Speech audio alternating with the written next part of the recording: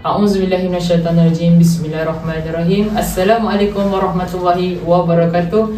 Nama diberi Ahmad Reza.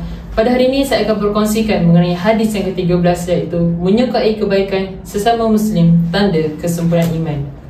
An Abi Hamzah Anas bin Malik radhiyallahu anhu khadim Rasulullah sallallahu alaihi wasallam an Nabi sallallahu alaihi wasallam qala la yu'minu ahadukum hatta yuhibba li akhihi ma yuhibbu li nafsi. Rawahul Bukhari wal Muslim. Maksudnya, daripada Abu Hamzah Anas bin Malik radhiyallahu anhu, pembantu Rasulullah sallallahu alaihi wasallam, daripada Rasulullah sallallahu alaihi wasallam baginda bersabda, tidak sempurna iman seseorang sehingga dia menyukai untuk saudaranya apa yang disukai untuk dirinya sendiri. Hadis riwayat Bukhari dan Muslim. Setiap kebaikan dilakukan sesama Muslim, haruslah kita berasa gembira atas kebaikan tersebut. Hal ini kerana hati kita dapat mencegah rasa iri hati atau dengki hati sesama Muslim.